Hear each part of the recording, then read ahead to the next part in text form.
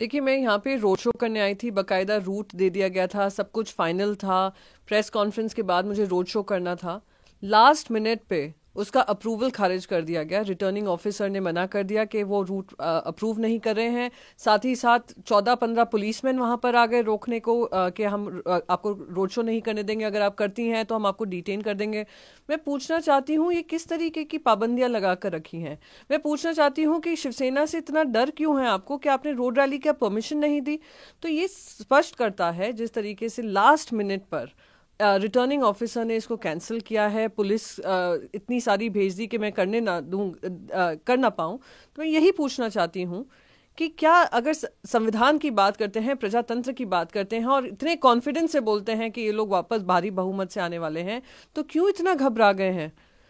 तो अगर चुनावी रैली करने आ रहा है कोई, अगर आपके विपक्ष के आ रहे हैं, उनको रोकने से, रिटर्निंग ऑफिसर पे दबाव डालकर अप्रूवल्स कैंसिल करने से आपको क्या फायदा मिलेगा? बल्कि जनता जानेगी कि किस तरीके से आप लोग गैर संवैधानिक तरीके से इस तरीके का काम कर रहे हैं। आप अपने पदों का इस्तेमाल कर कर, अपनी सत्ता का इस्तेमाल कर कर आप दूसरी पार्टियों को रोक रहे हैं, विपक्ष को रोक रहे हैं लड़ाई लड़ने से। चुनाव आयोग की क्या कहेंगे? मैं चुनाव आयोग से पूछना चाहूंगी, क्या चुनावी रैली निकालने का, रोड रैली निकालने की परमिशन सिर्फ भारतीय जनता पार्टी के पास है?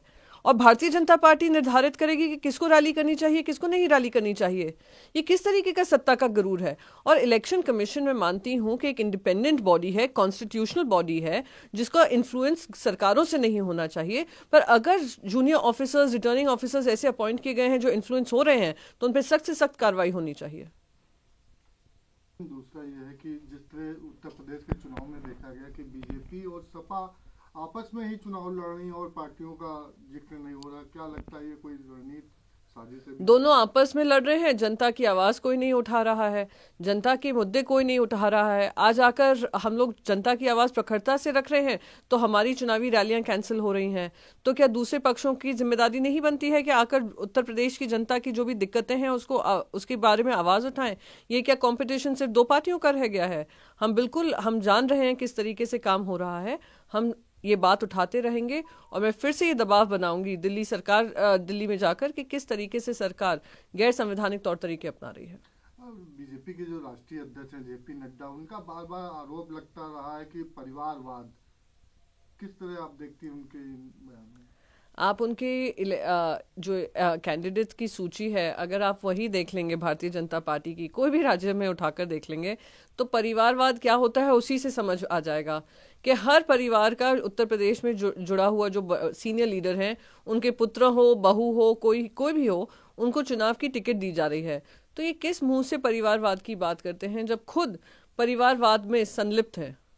मैम, एक जो लखीमपुर की घटना हुई जिसमें किसानों की हत्या हुई गाड़ी चढ़ने से, उसमें आशीष मिश्रा जो थे उनको जमानत मिल जाती है, किस तरह देखते हैं? पूरे विपक्ष लगातार कह रहा था कि पैरवी ठीक ढंग से नहीं की गई। देखिए, यूपी पुलिस ने एसआईटी गठित की थी। वो एसआईटी रिपोर्ट ही बताती है कि ये जो अजय मिश्र टेनी के सुपुत्र हैं, उन्होंने ये पूरी ये साजिश के तहत उन लोगों को रौंदा था।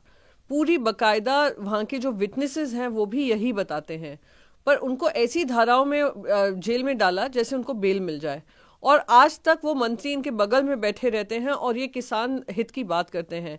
क्या ये यही इनका किसान हित है? दुगनी करेंगे उनकी आमदनी, 2022 का वादा था। क्या किया? इस 2022 में आते आते 3 काले कानून लेकर आए, 750 से ज्यादा किसानों को मार दिया। लखीमपुर खीरी का इंसिडेंट सबके सामने है। तो ये लोग किसान विरोधी लोग हैं, किसान विरोधी सोच है, किसान विरोधी कानून लाए, और आज यही उत्तर प्रदेश की जनता इनके विरोध में, इनके खिलाफ वोट करेगी और सरकार में बदलाव आएगा। क्या लगता है जो बीच में कहा जा रहा था एक जात के लोग इनसे नाराज हैं, क्या उसको लुभाने के लिए ये जमानत? ये जाति में मैं पढ़ना नहीं चाहूंगी, ना धर्म में, ना जात पे। बस यही कहना चाहूंगी, सत्ता का नशा इतना है कि जो लोग इस तरीके की कांड कर देते हैं, किसानों को रौंद देते हैं, किसानों के खिलाफ काम करते हैं, उनको मंत्री पद पे बनाया जाता है, उनको बकायदा संरक्षण दिया जाता है, गैर संवैधानिक तरीके से किसी तरीके की अकाउंटेबिलिटी नहीं है, तो ये शर्मनाक है। और सबसे इम्पोर्टेंट बात ये ध्यान में रखने की है, क्या देश में ऐसी सरकार होनी चाहिए जो खूनी उनके बच्चे खूनी हो, उनको फिर भी संरक्षण देती रहे।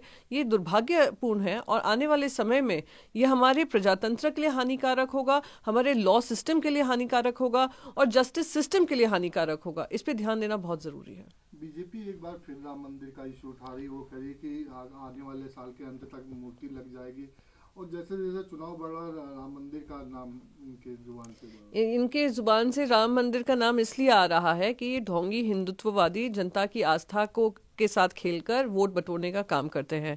ये इसलिए ध्यान आ रहे हैं भगवान श्री राम क्योंकि इनको पता है कि सत्ता इनके हाथ से जाने वाली है, क्योंकि विकास का कोई काम नहीं हुआ है। कल ही हमने देखा कैसे राजनाथ सिंह जी खुद एक वरिष्ठ नेता हैं, भारतीय जनता पार्टी के यहाँ के पूर्व मुख्यमंत्री रह चुके हैं। उनसे युवा वर्ग सवाल पूछा था, भरी रैली में पूछ रहा था कि आप बोलते थे रोजगार के माध्यम बनाएंगे, कहाँ गए वो रोजगार? तो इन सारे सवालों के जवाब नहीं है, इसलिए फिर से मुद्दा भटकाने का काम कर रहे हैं, आस्था के साथ खेलते हैं, धर्म के साथ खेलते हैं और उस पर अपनी राजनीति करते हैं। शिवसेना क्या देखती है यूपी में, क्या कुछ कर पाएगी?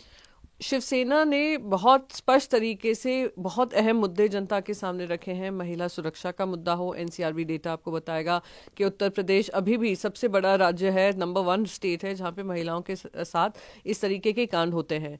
यहाँ पे पूरी कानून की जो प्रक्रिया है, न्याय प्रक्रिया है, वो ऐसे अक्यूज को संरक्षण देती है, वो लखीमपुर खेरी वाले हों या हाथरस मामले में गिल्टी पाए गए लोग हों, उनको संरक्षण करती है, या उन्नाव के जो एमएलए थे उनको संरक्षण करती है।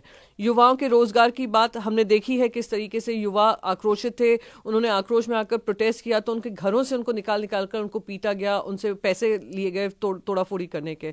फिर हम देखते हैं कि किस तरीके से आमदनी जो दुगनी होने की बात थी वो नहीं हो रही है, महंगाई चरम सीमा पे है, भ्रष्टाचार बढ़ता जा रहा है, एक भय का माहौल है। कोविड में सबने देखा कि किस तरीके से हेल्थ इंफ्रास्ट्रक्चर चिरमरा गया था। तो इसलिए शिवसेना मानती है कि जनता की आवाज रखना बहुत महत्वपूर्ण है और जनता के सामने, उत्तर प्रदेश की जनता के सामने एक नया विकल्प सामने आना बहुत जरूरी है, क्योंकि ये सारी पार्टियां जो अभी चुनावी मैदान में हैं वो उत्तर प्रदेश में राज कर चुकी हैं, पर उत्तर प्रदेश की जनता को विकास से वंचित रखा है।